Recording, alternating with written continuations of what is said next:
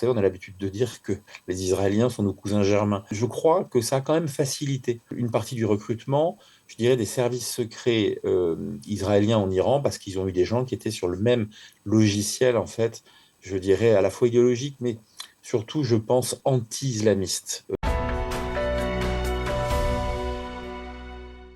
Emmanuel Razavi, bonjour. Merci d'être avec nous ce matin sur Studio À vous, Calita. Vous merci. êtes grand reporter, vous êtes spécialiste de l'Iran, vous travaillez depuis des années sur les mécanismes internes du régime. Vous avez écrit aussi d'ailleurs plusieurs ouvrages concernant justement le régime iranien, dont La face cachée des mollahs et Paris-Téhéran, le grand dévoilement. Et on va essayer avec vous, Emmanuel, essayer de comprendre un peu de quelle manière aujourd'hui quel est l'état d'esprit en fait du régime iranien aujourd'hui, du pouvoir, en tout cas de ce qui reste du régime iranien.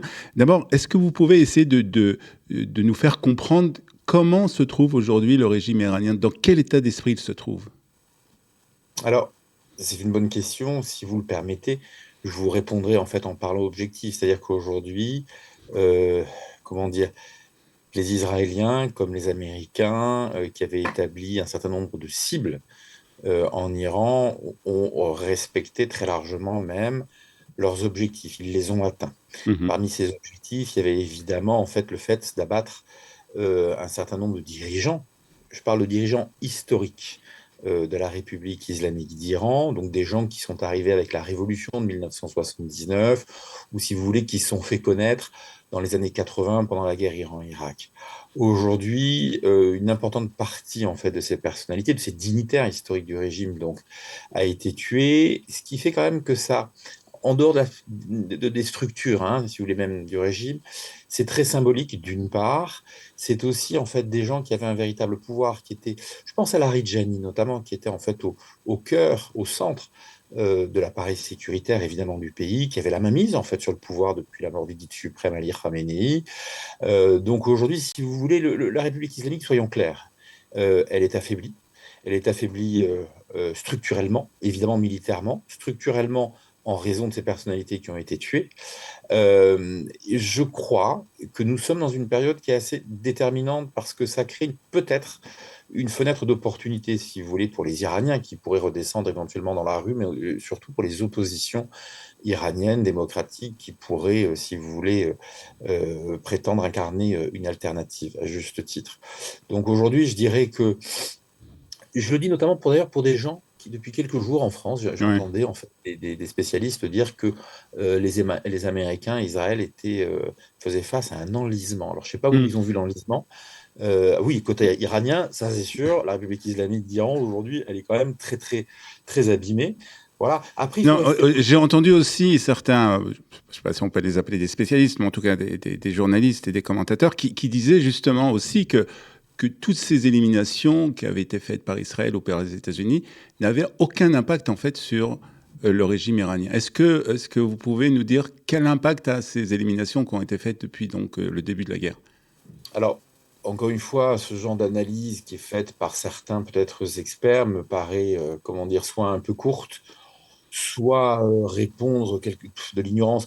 Mais vous vous doutez bien, dans n'importe quel pays d'ailleurs, quand vous Mhm. tuez en fait la tête ou les têtes du pays, ce qui est important, c'est pas que le guide suprême. Le guide suprême, tout a été pensé pour le remplacer quand il meurt. On l'a bien vu, il y a un Ouais. triumvirat qui gère les affaires courantes.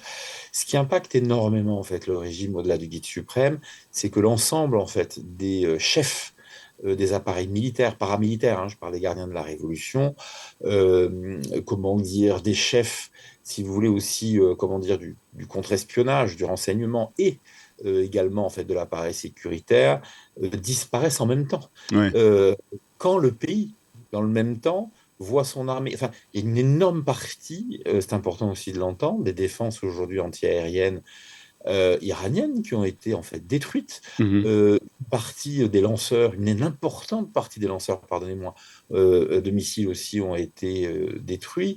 Enfin, si vous voulez, les gens qui disent ça, enfin, Ouais.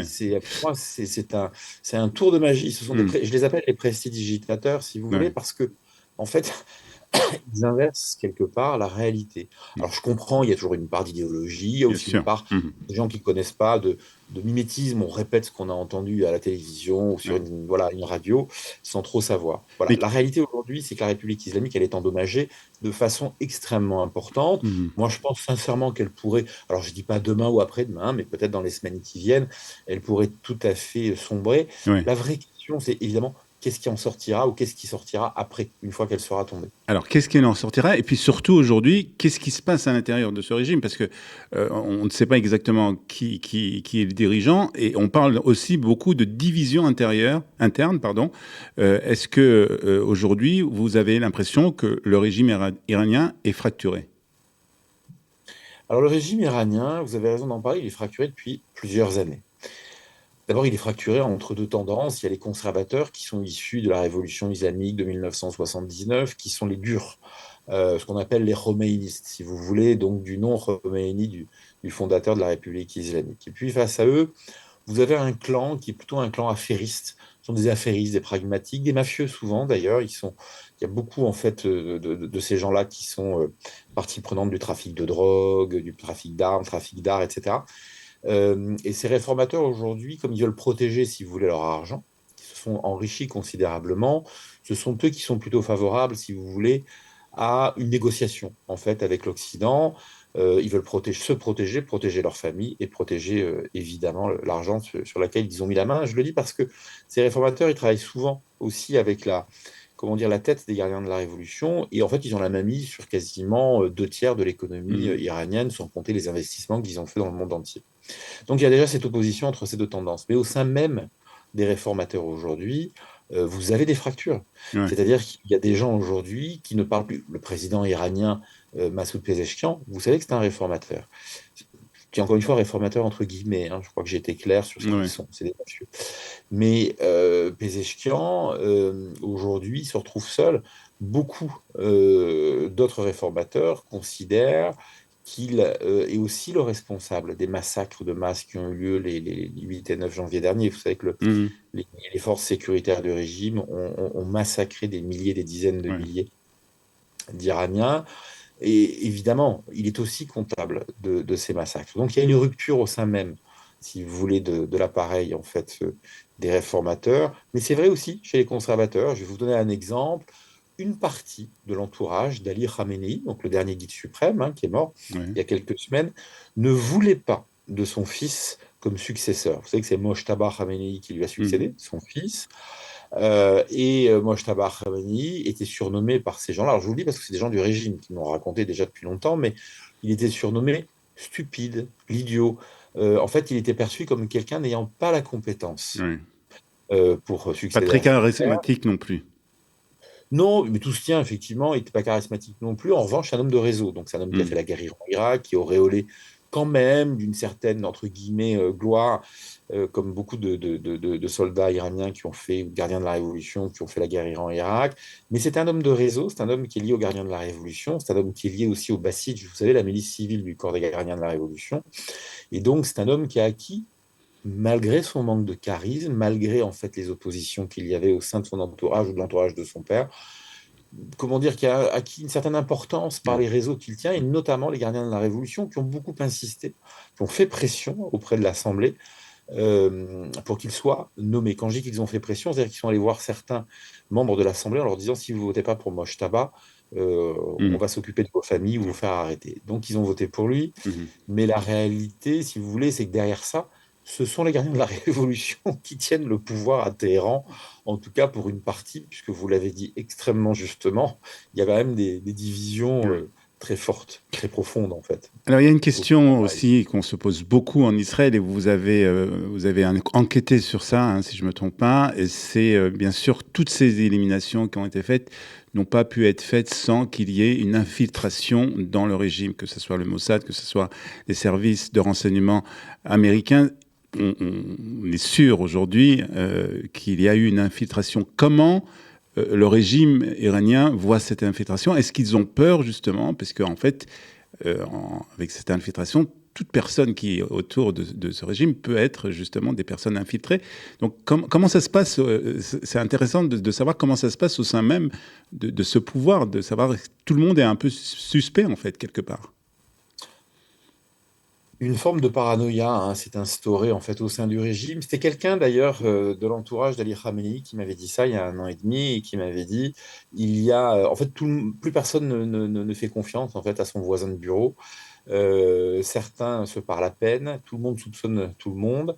Il y a une réalité, c'est que ces opérations d'infiltration en fait de la République islamique d'Iran, elles se sont faites à très haut niveau, c'est-à-dire y compris au sein de l'entourage d'Ali Khamenei, le guide suprême qui a été éliminé, au plus haut niveau en fait des états-majors des gardiens de la Révolution, le bras armé du régime, de l'armée aussi. Alors, comment ça s'est fait?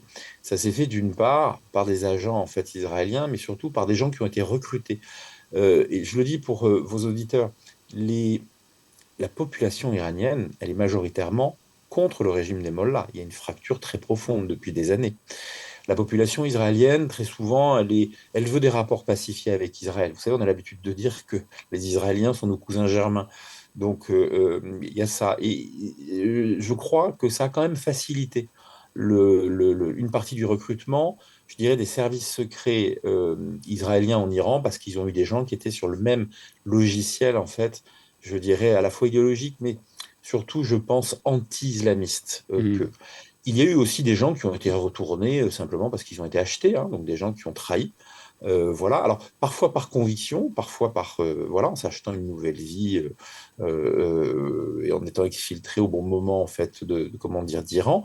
Il y a un espionnage aussi traditionnel qui est technologique. Il ne faut pas Mm. oublier que voilà, les écoutes, ça existe aussi, mais c'est cet ensemble de choses. Maintenant, ce que je voudrais quand même vous dire, c'est que depuis les années 80, les opérations en fait, d'infiltration, elles ont duré et elles durent encore, mais sur un très très long terme. C'est ça quand même qui est assez Ouais. incroyable. Je me suis intéressé à ça, à ce qu'ont fait les Israéliens en matière de renseignement en Iran, mais même la série Téhéran, je crois, n'y avait pas pensé tellement.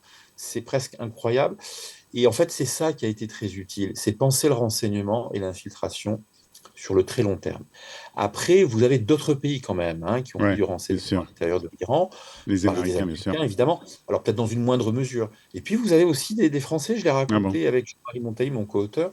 On a parlé de Mathieu Gadiri, vous savez, cet ancien du contre-espionnage français qui a infiltré les services secrets iraniens Mhm. pendant des années. Alors, dans une moindre mesure que ce qu'ont fait évidemment les Israéliens, mais quand même c'est important de le dire parce que Bien ça sûr. montre globalement la porosité, Mm. comment dire, d'un système que le monde entier a craint depuis 47 ans et dont on se rend compte en fait qu'il est il est fragile, très clairement, Ah, il très, est très utilisé. Justement, Voilà. justement, pour terminer cette interview, je voudrais vous poser une question justement sur la fragilité du régime et de savoir est-ce qu'aujourd'hui ce régime iranien a plus peur d'Israël ou de son propre peuple? C'est intéressant ce que vous dites là parce que si vous regardez quand même le conflit présent, euh, la République islamique d'Iran fait face aujourd'hui aux États-Unis et à Israël. Et pour autant, euh, le régime a fait massacrer des milliers, des dizaines de milliers en fait d'Iraniens. Des dignitaires du régime ont dit très publiquement qu'ils étaient en guerre contre la population. Ce qui veut dire qu'en fait, Téhéran livre une guerre sur plusieurs fronts, évidemment le front des attaques en fait israélo-américaines, mais aussi contre sa population qui ne veut plus. Je vais vous donner un chiffre, si vous le permettez. Il y a Oui, quelques très mois, rapidement. la Fondapol et l'Institut Gaman, qui analysent les tendances en Iran, notamment les tendances politiques, ont publié une étude très intéressante qui dit que 81% des Iraniens ne veulent plus entendre parler de la République islamique d'Iran. Je pense que ça dit tout. Je suis d'origine iranienne. Enfin, on déteste ce régime, vous voyez. Alors, je travaille beaucoup dessus en tant que journaliste, évidemment, mais je connais assez bien la psyché, je dirais, la psyché iranienne. Tout le monde veut des rapports très pacifiés, très apaisés avec l'Occident, avec Israël, avec les États-Unis. C'est une évidence. Hmm. Plus personne, presque plus personne, à part les rentiers du régime, qui sont de moins en moins nombreux, ne veut en fait de cette République islamique.